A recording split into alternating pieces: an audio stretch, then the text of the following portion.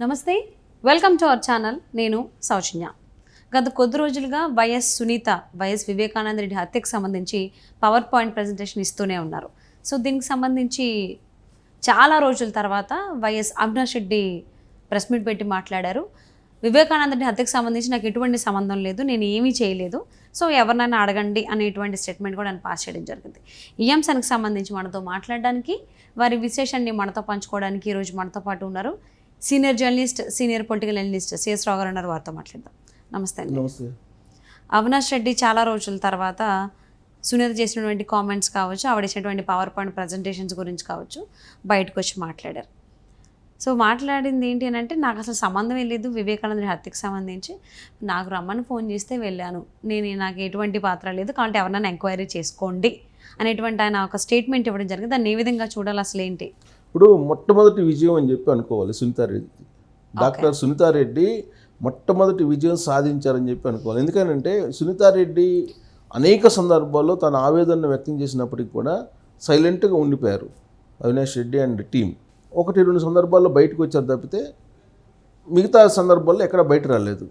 Sunitha Reddy fight చేస్తున్నాడు. తన తండ్రిని చంపినటువంటి హంతకుల్ని, చంపించినటువంటి వాళ్ళని, కుట్ర చేసినటువంటి వాళ్ళని ఖచ్చితంగా శిక్షించాలి అనేటువంటి ఆవిడ డిమాండ్ మొదటి నుంచి చేస్తూ ఉన్నారు. మొదటి నుంచి చేస్తున్నటువంటి క్రమంలో దీన్ని తెలుగుదేశం పార్టీ వైపు తిప్పాలి అనేటువంటి ప్రయత్నం అవినాష్ రెడ్డి అండ్ టీం చేసింది. వైఎస్ఆర్ కాంగ్రెస్ పార్టీకి సంబంధించినటువంటి వాళ్ళు చేశారు. అసలు ఏ స్థాయిలో చేశారంటే, సిద్ధార్థ లూథ్రాని ఈ వివేకానంద రెడ్డి మర్డర్ కేసుల్లో వాదించడానికి తీసుకుంది కూడా చంద్రబాబు నాయుడు డైరెక్షన్ కారణంగానే సునీతారెడ్డి తీసుకుందని చెప్పి వాళ్ళు ట్విస్ట్ చేశారు. దానికి కూడా సునీతారెడ్డి చాలా క్లారిటీ ఇచ్చారు.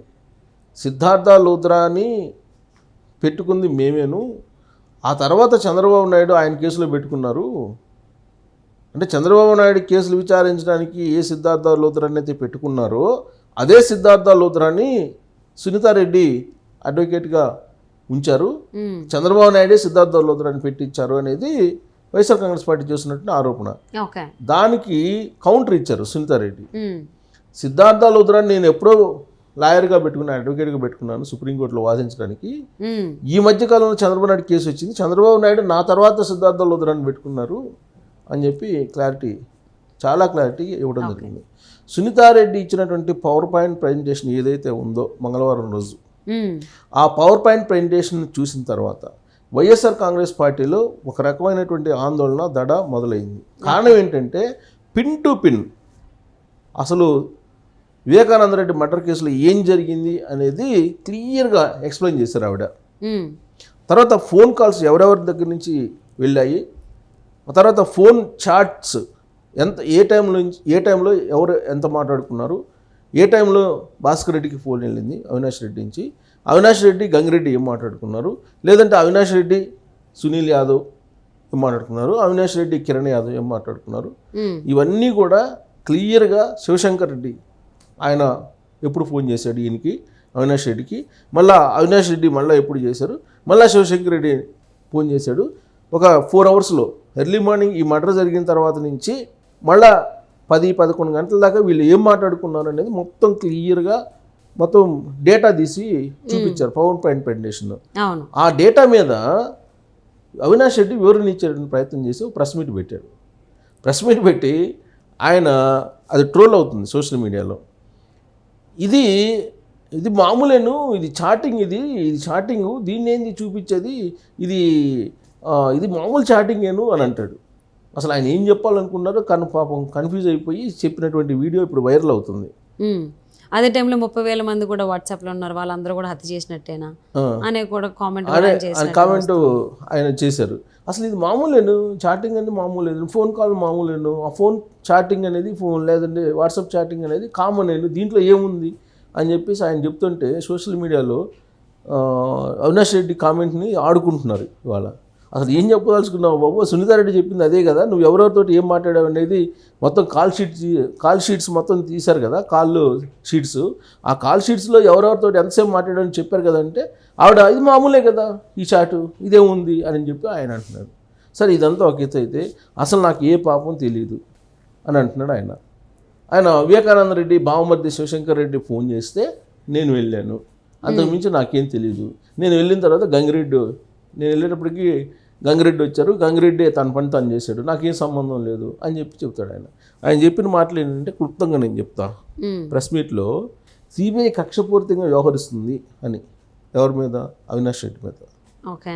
సో షర్మిల సునీతలు నిరాధారమైన ఆరోపణలు, సునీత షర్మిల తాజాగా చేస్తున్నటువంటి ఆరోపణలన్నీ నిరాధారం అని చెప్తున్నాడు ఆయన. వివేక హత్య కేసులో తనకు ఎలాంటి ప్రమేయం లేదని చెప్పి అవినాష్ రెడ్డి చెప్తున్నారు. సో ఇక్కడ కడపలో విలేకరుల సమావేశం పెట్టి సునీత తనపైన లేనివి ఉన్నట్టు, ఉన్నవి లేనట్టు పవర్ పాయింట్ ప్రజెంటేషన్ ఇచ్చారని చెప్పుకొచ్చారు. అంటే సునీత ఇచ్చినటువంటి ప్రెస్ మీట్కి డైరెక్ట్గా కౌంటర్ అవినాష్ రెడ్డి ఇప్పుడే ఎక్కువ టైం ప్రెస్ మీట్ పెట్టి ఇచ్చింది. గతంలో ఒకసారి పెట్టి మీ ఇష్టం వచ్చినట్టు రాసుకోండి, మీ ఇష్టం వచ్చినట్టు ఊహాగానాలు చేసుకోండి, నేను రెస్పాండ్ కాను ప్రతిసారి, ఆ దేవుడికి తెలుసు నాకు తెలుసు అని ఈయన కూడా మన జగన్మోహన్ రెడ్డి డైలాగుల్లాగా మాట్లాడారు. ఆ తర్వాత మళ్ళీ కనపడలా, మళ్ళీ ఇప్పుడే ప్రెస్ మీట్ ముందు కనపడింది. సరే, హత్య కేసులో నిందితుడైన దస్తగిరిని అప్రూవ్డ్గా చేసిన విధానం అందరూ గమనించాలి, బలవంతంగా అప్రూవ్డ్గా మార్చారు సిబిఐ అనేది ఆయన చెప్తున్నాడు. ఎవరిని? దస్తగిరిని. తర్వాత బెయిల్ పిటిషన్ మీద సునీత సిబిఐ ఎలాంటి అభ్యంతరం తెలపలేదు. దస్తగిరి బెయిల్ పిటిషన్ ఇస్తే ఎందుకు తెలపలేదు, సిబిఐ తెలపలేదు, సునీతారెడ్డి తెలపలేదు, ఎందుకు తెలపలేదు అంటే వీళ్ళ మధ్య చీకటి ఒప్పందం ఉంది, దస్తగిరి అప్రూవ్డ్గా మారడం వెనుక చాలా కథ ఉందని ఆయన చెప్తాడు. తర్వాత సిబిఐ, సునీత, దస్తగిరి వీళ్ళందరూ లాలూచి పడి ఏ పాపం తెలియని నా మీద అభాండాలు మోపుతున్నారు అని ఆయన చెప్తున్నారు. దస్తగిరి ఇచ్చినటువంటి వాంగ్మూలంలో కొన్ని రోజులు అయ్యాక తనది కాదని సునీత చెప్తే సిబిఐ ఎలా అంగీకరిస్తుంది? ఇచ్చిన సునీత ఒకసారి వాంగ్మూలం ఇచ్చింది, ఆ తర్వాత నేను అది అలా కాదని చెప్తే సిబిఐ అంగీకరించింది, ఎలా అంగీకరిస్తుంది అని ఆయన అడుగుతున్నాడు. వివేక మరణించిన ముందు రోజు 11 గంటల వరకు జగన్ సీఎం కావాలని, తనని ఎంపీ చేయాలని వివేకానంద రెడ్డి ప్రచారం చేశారని ఆయన గుర్తు చేశాడు. ముందు రోజు రాత్రి 11 గంటల వరకు ప్రచారం చేశాడు. అలాంటప్పుడు ఇది పొలిటికల్ మర్డర్ ఎలా అవుతుంది? నన్ను ఎంపీ చేయాలని ప్రయత్నం చేశాడు కదా ఆయన అని చెప్తున్నారు. ఈ కేసులో వాంగ్మూలాలు చాలామంది తీసుకున్నారు. సునీత తనకు బెయిల్ వచ్చాక 2023 మే తర్వాత సవరణలు చేస్తూ మొత్తం 13 సార్లు వాంగ్మూలం ఇచ్చింది సునీత. ఈ 13 సార్లు వాంగ్మూలం ఇచ్చిన దాన్ని ఎలా తీసుకుంది? వాంగ్మూలం ఎన్నిసార్లు ఇస్తారా అని ఆయన అడుగుతున్నారు. ఈ కేసులో తీసుకున్న వాంగ్మూలాలు ఇంకా ఏ కేసులో తీసుకోలేదు ఇన్నిసార్లు అని చెప్తున్నారు. హత్య విషయం అవినాష్కు ముందే తెలుసని మూడో వ్యక్తి ఫోన్ చేస్తే వెళ్ళి సాక్ష్యాలు చేరవేసని సునీత చెప్తున్నారు. తనకు ఫోన్ చేసినటువంటి శివప్రకాష్ రెడ్డి వివేకా బావమర్ది, శివప్రకాష్ రెడ్డి అనే అతను వివేకా బావమర్ది, ఆయన మూడో వ్యక్తి ఎలా అవుతాడు? కాదు కదా అని ఆయన ప్రశ్నిస్తాడు. వివేక చనిపోయారని శివప్రకాష్ రెడ్డి చెబితే జమ్మలమడుగు వెళ్తున్న తాను వెనక్కి మళ్ళీ తిరిగి వచ్చానని చెబుతున్నాడు. తాను వెళ్ళాక ఎర్ర గంగిరెడ్డి అక్కడికి వచ్చారని, సిబిఐ సునీత విచారణను అనుకూలంగా మార్చుకొని కావాల్సిన సమాధానాలు రాయించుకొని నిందలు మోపుతున్నారని చెబుతుంది. సిబిఐని మ్యానిపులేట్ చేసిందంట సునీతారెడ్డి.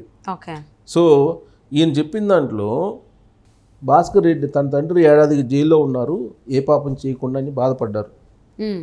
ఈయన చెప్పిన దాంట్లో సిబిఐని సునీతనే మ్యానిపులేట్ చేసిందంట. అంటే అధికారం ఎవరితుంది? జగన్మోహన్ రెడ్డిదా, సునీతారెడ్డిదా? జగన్మోహన్ రెడ్డిదే. ఎంపీ ఎవరు? అవినాష్ రెడ్డా లేకపోతే సునీతారెడ్డా? పవర్స్ ఎవరికి ఉంటాయి? సో అంటే ఆల్మోస్ట్ ఈ వివేకానంద రెడ్డి హత్య కేసు అవినాష్ రెడ్డికి కావచ్చు, జగన్మోహన్ రెడ్డి కావచ్చు, బూమరాంగ్ అవుతుందని చెప్పకనే వాళ్ళు చెప్తున్నట్టుగా అనిపిస్తూ ఉంది. సో చూద్దామండి ఇంకెన్ని మాటలు తప్పులు తడబడుతూ ఉంటాయో, వయసు షర్మిల మాటల వల్ల కావచ్చు, సునీత ప్రజెంటేషన్స్ వల్ల కావచ్చు. చూద్దాం ఏం జరుగుతుంది ఏంటి అని. Thank you so much CS Rao garu. Thank you.